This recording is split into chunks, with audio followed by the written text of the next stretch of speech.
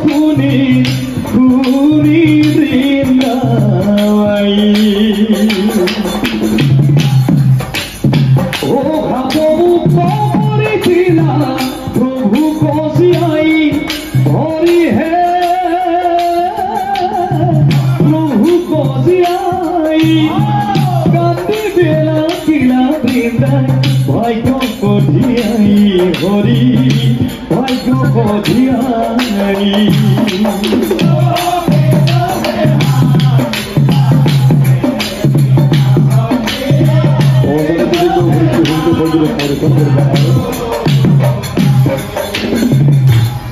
এতিয়া চাওক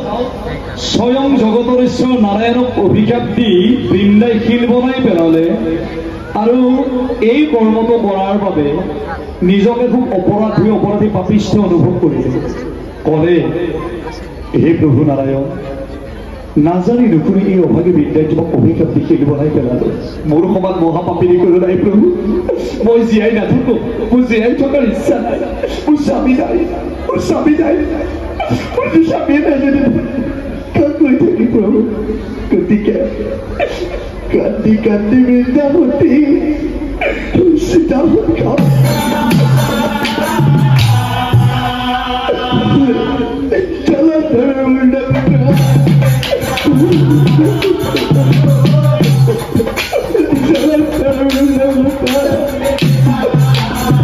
জলন্ধর উন্নত বৃন্দায় সীতার তুলে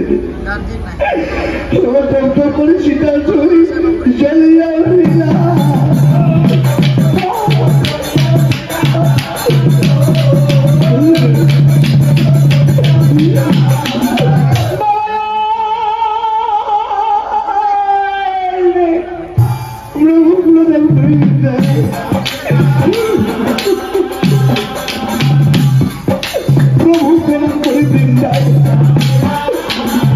নারায়ণ প্রণাম করি মহাপতি বৃন্দা অগণিত যাত্রীরা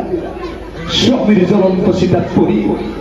স্বামীর জ্বলন্ত সীতাত পরি বৃন্দা তাত ভস্ম হয়ে গল এই মতে কত বছর পার হয়ে গইলা এই মতে কত বছর পার হয়ে গইলা বহু বছর বিরতির মূৰত সেই সীতা ভস্মৰ মাজৰ পৰা সেই সীতা ভস্ম মাজৰ পৰা সুন্দৰ বৃক্ষ বুলিয়ে গজিয়া উঠিলা এ লহ বহ কৰি বৃক্ষ এবাৰ হিবেলা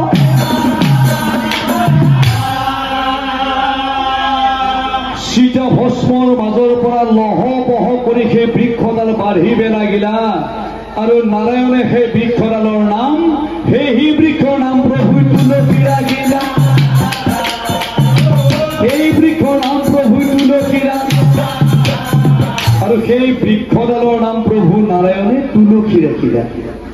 তেতিয়া সেই তুলসীৰ গছজোপাই এইবাৰ আকৌ নাৰায়ণক কান্দি কান্দি স্তুতি কৰিল হে প্ৰভু নাৰায়ণ নাজানি নুশুনি অভাগী বৃন্দাই তোমাক অভিশাপ দি শিল বনাই পেলাইছিল আৰু পুৰস্কাৰ হিচাপে